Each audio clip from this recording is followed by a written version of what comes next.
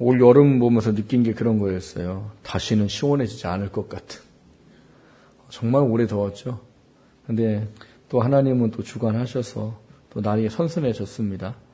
근데 그러면 우리가 하는 말이 있어요. 이 환절기다. 환절기는 계절 바뀌고 온도 바뀌니까 사람들이 잘 아프는 시기인 것 같아요. 여러분 건강 좀 잘 챙기시고 환절기 아프지 않도록, 제가 신방 가는 일 없도록, 아파서 오세요 목사님 오셔야 되겠어요 이런 일 없도록 건강 잘 챙기실 수 있도록 그렇게 하시길 바라고요. 근데 또 아픈데 또 목사님 또 오지 말라고 또 하지 마시고, 아프면 전화하셔요. 가서 기도하고 할 테니까, 어려운 거 아니니까. 아프시고 힘드실 때는 꼭 기도 받으시고 하실 수 있도록 그렇게 하시길 바랍니다. 하여튼 한절기 다 건강하십시오. 네, 건강 잘 챙기시길 바랍니다. 우리가 8월 한 달 동안 예레미야서를 통해서 회복이라는 주제를 살펴봤어요. 이 회복이라는 것에 가장 중심된 건 뭐였는가 하면, 우리가 하나님만 믿고 하나님만 의지하고 하나님만 바라봐야 되는 사람이라는 거예요. 그런데 우리가 이런저런 것 때문에 그걸 놓쳐버리고 다른 것을 의지하고 뭐 나를 신뢰하고 다른 것을 바라보고 하는 이 모든 어떤 삶의 사탄으로부터의 잘못된 모습들이 우리 안에 찾아와 있는 그런 부분들을 보면서, 회복이라는 것은 다시 하나님을 믿고 의지하는 신뢰의 관계로 돌아가는 것이다. 그리고 그 안에 하나님을 전적으로 의지하고 신뢰할 때 그 속에서 하나님의 은혜가 우리한테 품어진다 하는 이야기를 8월 한 달 동안 살펴봤었고요. 오늘부터 살펴보는 이제 9월은 이 하나님의 주권에 대한 이야기를 좀 살펴보려고 합니다. 하나님을 믿고 구원받은 자녀인 우리들에게 하나님이 말하는 주권이라는 것은 굉장히 크고 놀라운 일이에요. 그것은 우리가 하나님의 자녀이기 때문에 그분의 주권을 인정해야 되고, 그 주권을 인정한다는 그 삶에는 하나님께서 말씀하시는 가장 합당하고 온전한 것이 그 안에 품어져 있기 때문에 우리에겐 주권이라는 것이 반드시 필요합니다. 그래서 오늘 우리가 다니엘이라는 사람과 또 9월 한 달 동안 다니엘서를 통해서 하나님의 주권이 무엇인가를 돌아보고, 그리고 주권 안에 살아가는 것이 어떤 거고, 주권 안에 살 때 그 속에서 우리에게 품으시는 하나님의 은혜가 어떤 것인가, 그 삶들을 좀 함께 돌아보는 한 달이 되기를 원합니다. 9월 한 달 동안 하나님의 주권을 인정하고 그 주권을 인정할 때 우리 안에 품어지게 하시는 그 하나님의 은혜가 풍성한 우리의 삶이 될 수 있기를 주님의 이름으로 먼저 축원합니다. 첫 번째 함께 나누려고 하는 것은 주권 인정은 받아들이는 것입니다. 이런 거를 해보려고 합니다. 주권 인정은 받아들이는 거래요. 이 주권이라는 단어를 사전을 찾아보면 좀 어렵게 되어 있더라고요. 국가의 의사를 최종적으로 결정하는 권력, 뭐 가장 중요한 권리, 뭐 이렇게 되어 있더라고요. 주권이 굉장히 중요한 건, 왜 우리가 옛날에 뭐 도덕 시간이나 이럴 때, 사회 시간이나 이럴 때 그런 거 배웠어요. 국가가 성립하는 3요소 기억나시나요? 국민, 주권, 영토, 이 세 가지가 있어야 나라가 성립이 됩니다. 그 가운데 하나가 이제 주권이에요, 주권. 근데 이 주권은 결국 뭐냐 하면 나라의 뭐예요? 그 권세를 받아들이는 그거를 주권이라 이렇게 말합니다. 그러니까 뭐 여러 가지 많은 뭐 이야기가 있는데, 주권을 좀 뭐 축약을 해서 정리를 해본다면 그런 거예요. 모든 거를 최종적으로 결정을 할 수 있는 마지막 결정권, 그걸 주권이라고 말해요. 그래서 뭐 나라가 주권이 되냐, 백성이 주권이 되냐, 뭐 이런 얘기들 때문에 시대마다 이제 여러 가지가 다르게 나타나는 거예요. 하여튼 주권이라는 건 뭔가를 결정하고 모든 것을 진행하고 주관하는 데에 가장 최고의 결정권을 가진 걸 주권이라고 말합니다. 그러니까 우리가 하나님을 믿는다고 할 때에 그분으로 말미암은 주권 또한 마찬가지예요. 내가 하나님을 믿습니다라고 말하면 그 믿는 것이 내가 믿는 하나님 아버지에 대한 그 권한과 능력을 온전히 인정하게 되는 것, 그것을 주권이라 이렇게 이야기하고 있다는 거예요. 근데 이게 주권을 잘 생각해 보면 세상적인 개념과는 결국 반대적인 개념이 될 수밖에 없습니다. 왜냐하면 세상의 개념의 주권은 나 자신이 주권자든지 아니면 다른 어떤 사람이나 어떤 공동체가 주권이든지 그렇게 되는 건데, 하나님의 주권은 그 모든 것을 제하고 하나님 아버지가 모든 것의 결정권자라고 인정하는 게 주권이에요. 그러다 보니까 우리가 이 주권의 삶을 산다라는 것은 결국 하나님을 온전히 인정한다 하는 차원의 문제를 말하는 겁니다. 그럼 우리가 왜 굳이 하나님을 온전히 인정해야 합니까? 이런 거예요. 내가 왜 하나님을 인정해야 되고 내 모든 삶의 영역이 하나님을 주인이라고 말해야 되고 그분이 말하는 거를 내가 왜 꼭 다 해야 되느냐? 이 문제예요. 근데 이거는 하나님이 우리를 구원하시면서 그분이 가지신 목적이 그 하나님의 주권 아래 살도록 하기 위한 뜻이 있기 때문인 겁니다. 고린도전서 6장 19절에서 20절을 보시면 너희 몸은 너희가 하나님께로부터 받은 바 너희 가운데 계신 성령이 전인 줄을 알지 못하느냐. 너희는 너희 자신의 것이 아니라 값으로 산 것이 되었으니 그런즉 너희 몸으로 하나님께 영광을 돌리라 이렇게 말합니다. 그러니까 우리는 구원받았는데요. 값없이 구원받았어요. 그렇지만 값없이 우리가 구원받았다고 값이 안 치러진 건 아니라고 했습니다. 값은 엄청나게 치르셨어요. 하나님이신 그분이 인간으로 와가지고 애매한 고난과 핍박을 받으시고 십자가에 죽으시고 하는 일을 당하셨단 말이죠. 그래서 그거를 대속이라고 말한다고 그랬잖아요. 우리의 죄값을 그분이 대신 갚았기 때문에 대속, 구속 그렇게 말한단 말이에요. 근데 하나님이 그거를 말하면서 고린도서 6장 20절에 보면 값으로 산 것이 됐다라고 말합니다. 그러니까 우리 인생이 구원받고 그냥 끝 이게 아니고 어떤 특별한 뜻을 위해서 값을 주고 사셨다는 거예요. 다만 그 값을 치르는데 우리가 한 게 없다는 것뿐인 거지요. 근데 그거를 뭐라고 말씀하시는가 하면 너희의 몸을 성령이 계신 전이라고 이해하고 인정하고 그 성령이 거하시는 전으로서의 삶을 살아라 이렇게 말합니다. 여러분 우리 예수를 믿었다라는 그 고백이 되어지는 그 순간이 우리 안에 이미 성령이 와서 거하시고 사시는 거예요. 그러니까 그 성령이 지금 우리 안에 거하시고 계시단 말이에요.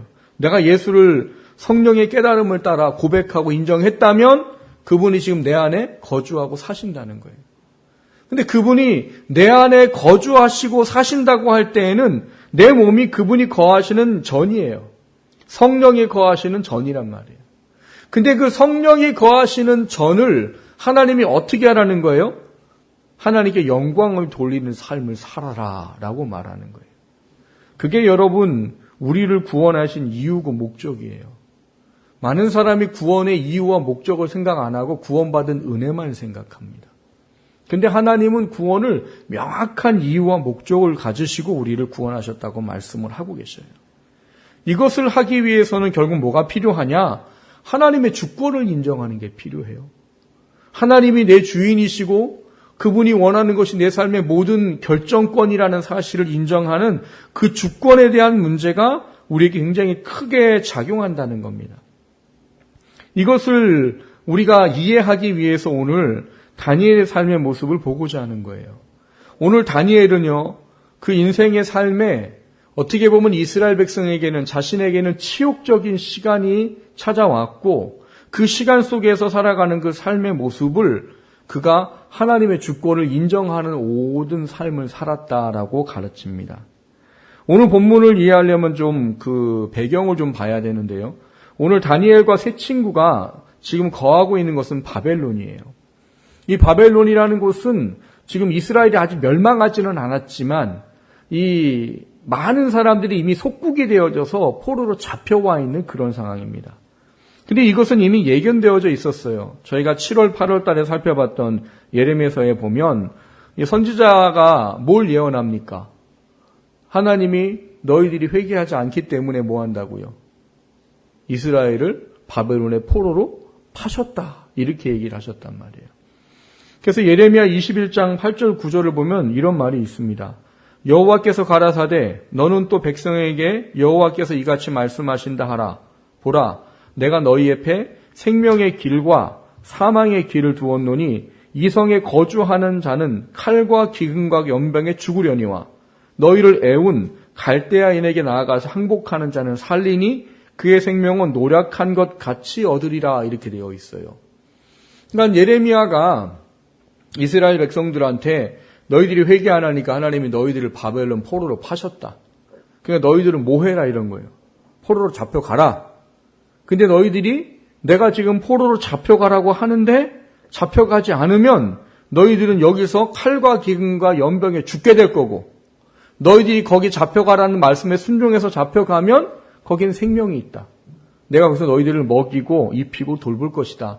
이렇게 말씀을 하셨다는 거예요. 그러니까 지금 여기에 이 잡혀온 사람들은 결국 왜 왔느냐? 하나님이 하셨다는 그 명령의 주권을 인정한 사람들이 와 있는 겁니다. 왜 그러느냐? 하나님께서는 당신의 명령과 말씀이 온전히 품어지도록 늘 하나님의 자녀들에게 말하고 그것을 순종하는 자들에게 하나님이 약속하신 것을 이루시는 분이셔요. 근데 여기에 잡혀온 사람들이 하나님의 말씀을 순종한 사람이다라고 이해할 수 있는 이유는 다니엘서뿐만 아니라 이 포로기에 기억한 사람들의 삶의 신앙의 모습을 보면 알 수 있어요. 포로 기간 동안에 여러분이 만날 수 있는 사람들이 누구냐 하면 에스더예요. 에스더. 그리고 모르드게입니다. 그리고 그 수산성에 있던 유다인들이에요. 그 사람들이 어려움이 닥쳤죠. 어려움에 닥쳤을 때 그들이 뭐 합니까? 금식하며 기도해요. 하나님께 이 생명을 구원해달라고 금식하고 기도하는 일을 하는 사람들이에요. 그리고 여러분이 뭐 환상의 선지자라고 말하는 에스겔. 에스겔도 어디 있었어요? 포로기에 이 바벨론에 있었어요.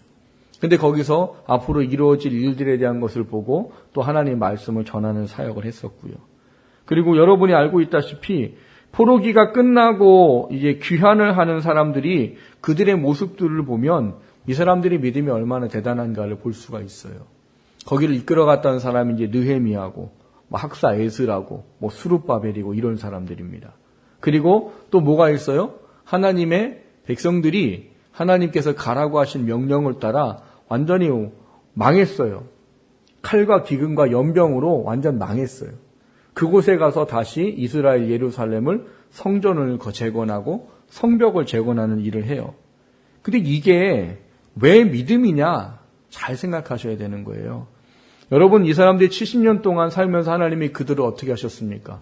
먹이고 입히시고 심지어는 막 높은 데까지 세우셨어요. 그럼 70년 동안 그렇게 살았으면 삶이 이미 어떻게 된 거예요?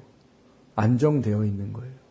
안정되어 있고 높아진 사람들은 잘 먹고 잘 살고 권세가가 되고 막 이 정도가 됐고 다른 사람들도 그 침략을 받지 않은 그 나라에서 대우를 받고 살았어요. 그런데 하나님이 거기를 떠나라는 거예요. 그리고 어디로 가라고요? 완전히 망해가지고 불모지가 되어 있는 고국으로 돌아가서 성전과 성벽을 지어라 해요. 여러분 같으면 가시겠어요? 70년 동안 세워놓은 그 많은 것들을 버리고 하나님이 가란다고 그 완전히 불타버리고 허물어지고 전염병이 돌고 먹을 것이 없는 그 땅에 가시겠냐고요. 근데 갔단 말이에요. 그러니까 이 사람들이 왜 갔을까요? 이 사람들은 여기 올 때부터 믿음을 갖고 온 사람들이기 때문에 그 믿음을 갖고 온 사람들이기 때문에 이 사람들은 그거를 할 수가 있었던 겁니다. 중요한 거는 이 다니엘과 세 친구가 믿음을 가지고 이곳에 왔을 때 그가 그곳에서 처하고 행했던 것에 대한 문제에 대한 부분이에요. 우리도 일본에게 점령을 당하고 일본의 강점기의 시대가 있었습니다. 그때 일본 사람들이 했던 게 뭐였어요? 창씨개명이라고 했죠.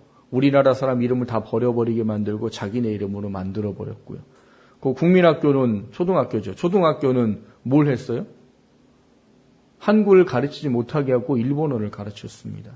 그래서 우리가 그 잔재가 아직도 남아있어서 일본 말이 아닌 줄 알고 사용하는 말이 있어요. 근데 일본 말이에요.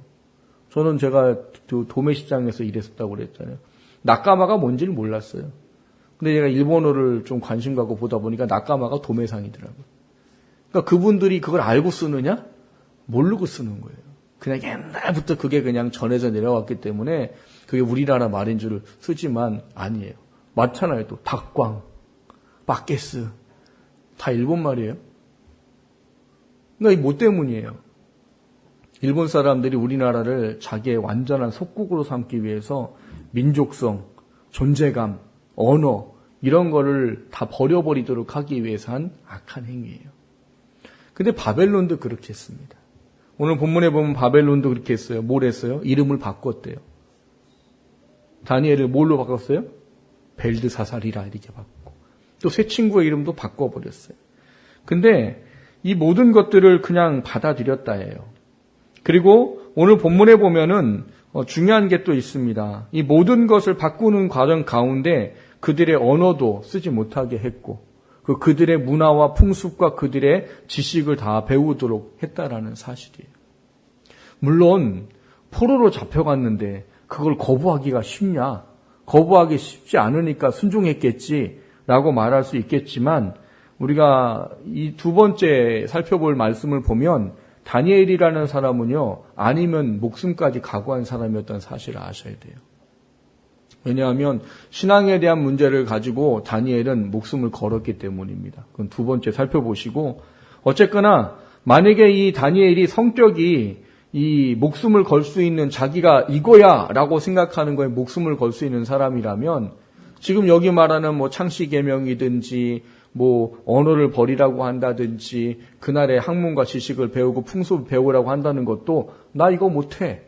그러면 그냥 다니엘이 죽기를 각오하는 사람이지 그걸 받아들이지 않아요. 그럼 왜 받아들였냐? 왜 받아들였냐? 그건 그가 여기를 이끌고 여기까지 오라고 하신 분이 아버지시고 하나님께서 여기를 넣어 놓았다는 것을 주권을 인정하기 때문에 받아들이는 거예요. 그걸 우리의 삶으로 좀 돌이켜 와보면 됩니다. 여러분, 우리의 삶에 하나님이 우리를 뭐 가정과 직장과 여러 사람과의 관계 속에 넣어 놓으셨어요. 근데 그 관계들 속에 하나님의 뜻이 우리 안에 깨달아질 때 그것에 대한 온전한 순종하고 순응하고 받아들이는 게 그게 주권을 인정하는 거예요. 그런데 그런 경우가 있는 거지요.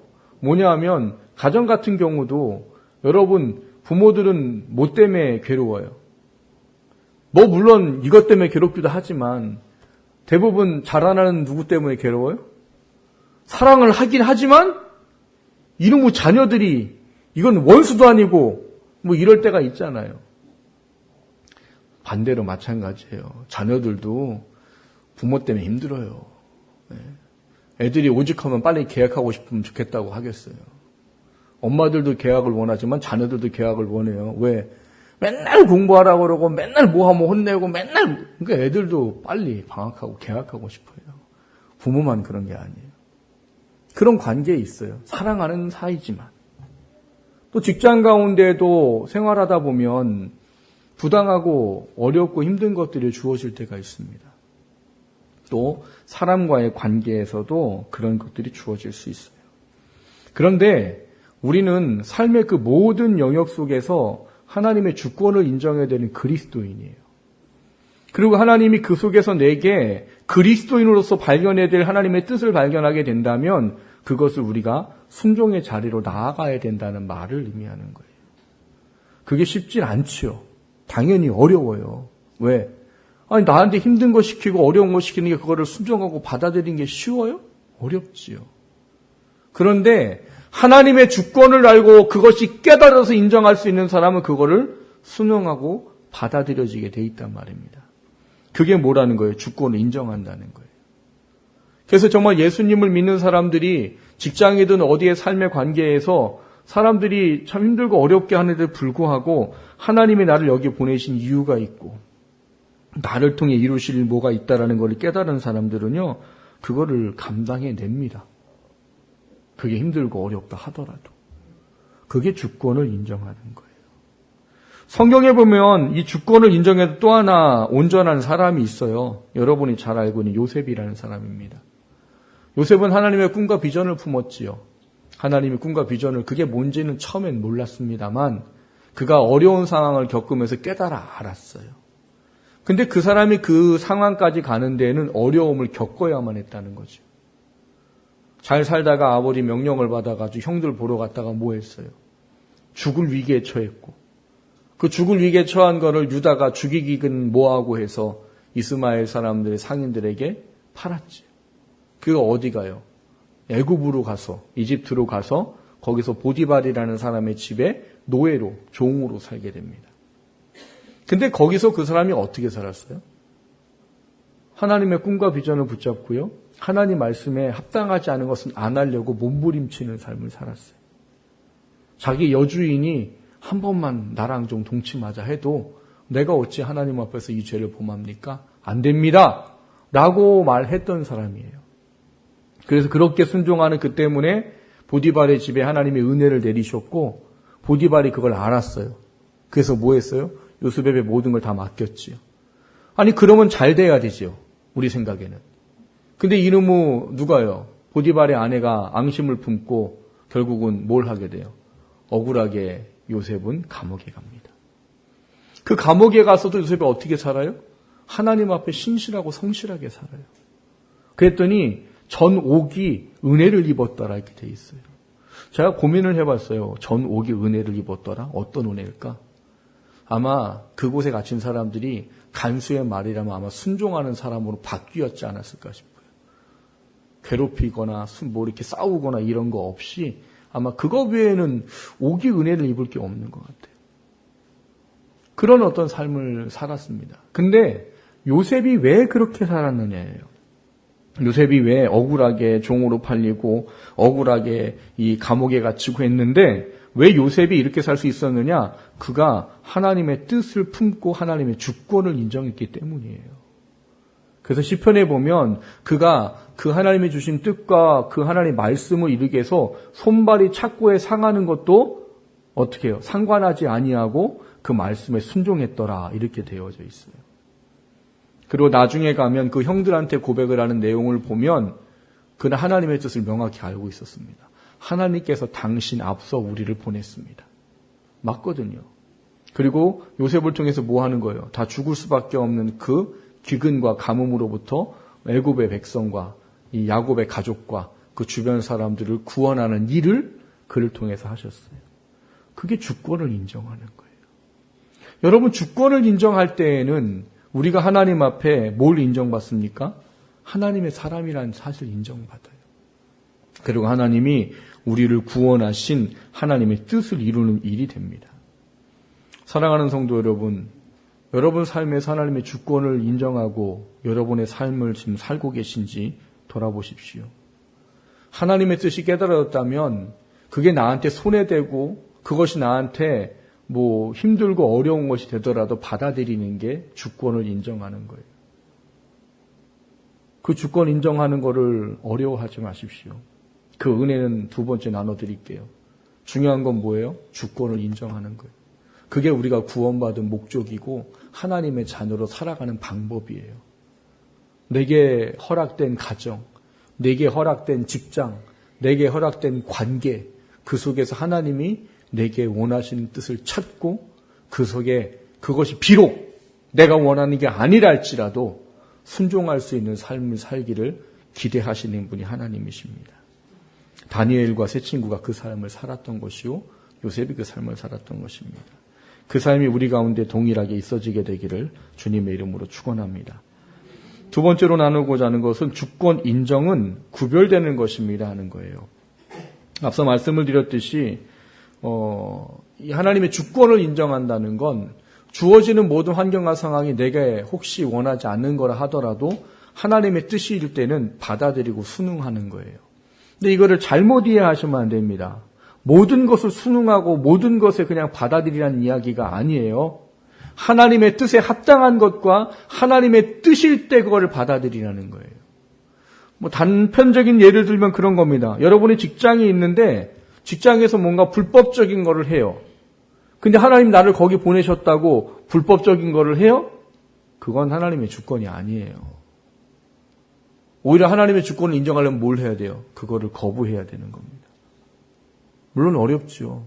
뭐 직장 잘릴 수도 있고 뭐 왕따 될 수도 있고 뭐 하지만 참 어려운 거지만 그 이야기를 하는 거예요. 그래서 우리가 하나님의 주권을 인정한다고 할 때에는 이 두 번째가 반드시 필요합니다. 뭐요?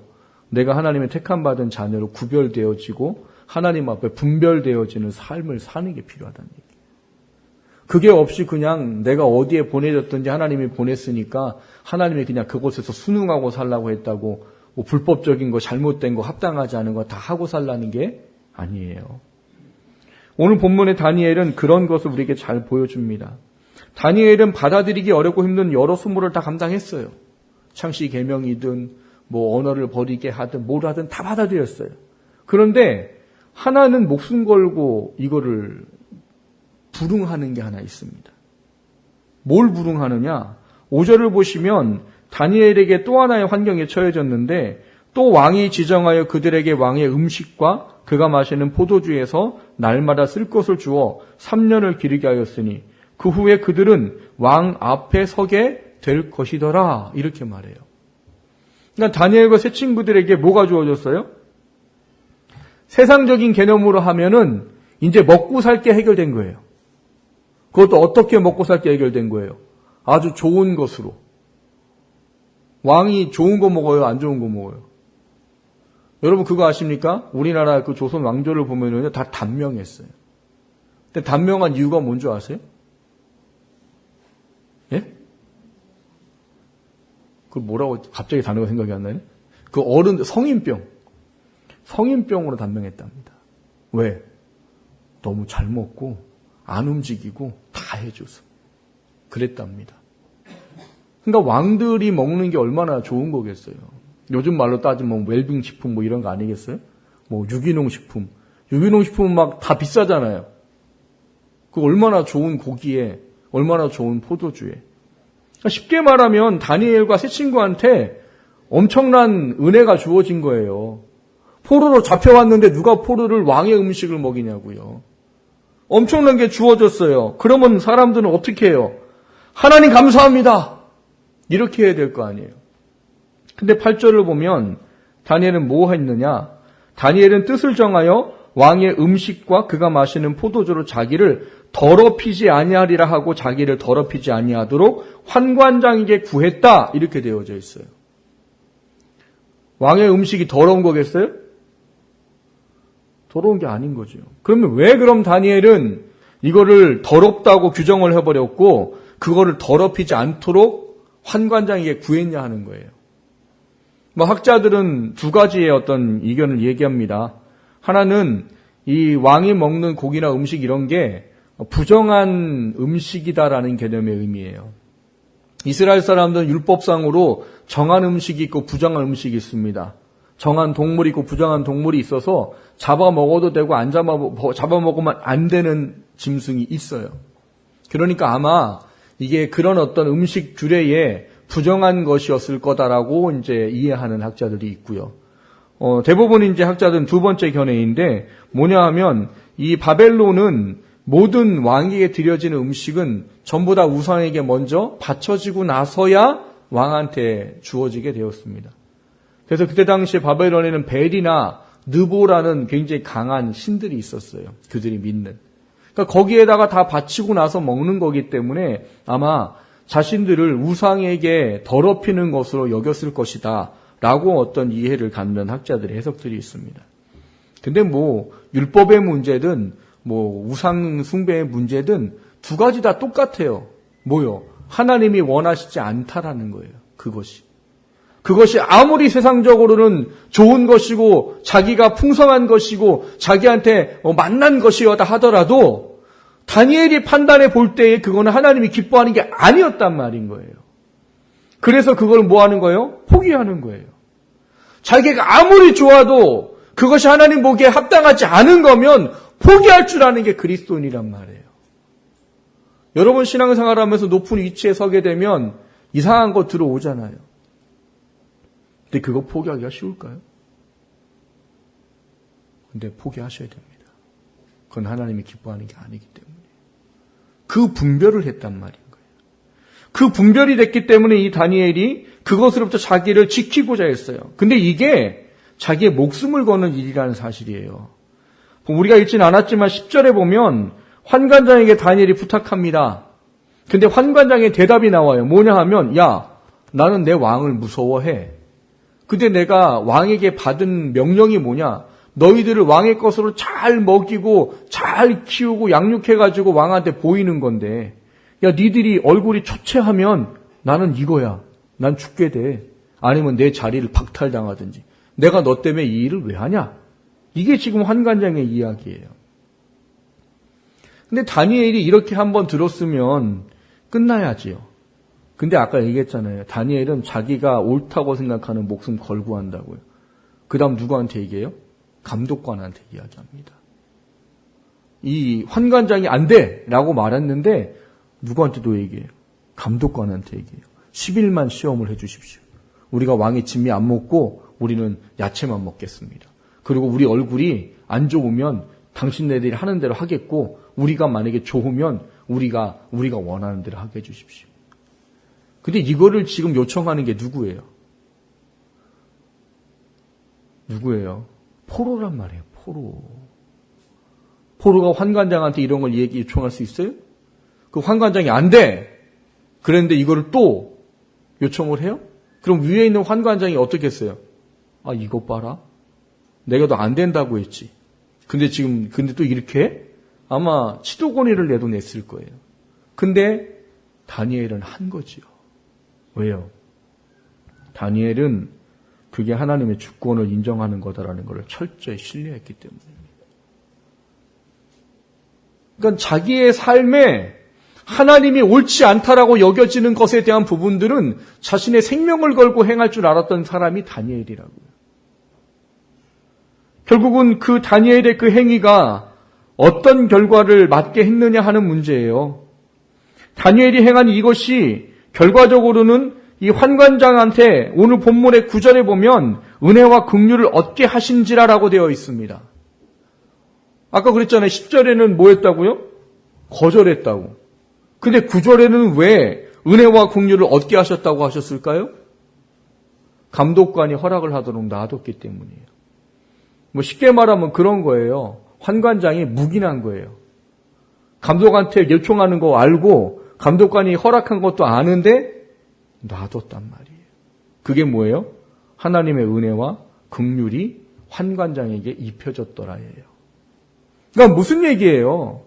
우리가 하나님의 사람으로 살겠다고 올곧게 살면 사실은 거기엔 위험성도 있고 피해도 있고 손해볼 수도 있는 부분들이 있지만 하나님은 택함 받은 자녀에게 반드시 하나님이 그렇게 살겠다고 몸부림치는 그들에게 하나님의 은혜와 긍휼이 반드시 입혀진다는 것을 믿어야 된다는 거예요. 그게 우리가 가진 믿음이란 말이에요. 요셉도 어땠어요? 하나님 말씀 지키겠다고 했다가 감옥 가고 어려움을 겪고 했지만 하나님이 계속 그걸 붙잡고 살아요. 하나님이 그를 감옥에 두셨습니까? 어떻게 하셨어요? 그를 애굽의 총리로 삼으셨어요. 다니엘은요.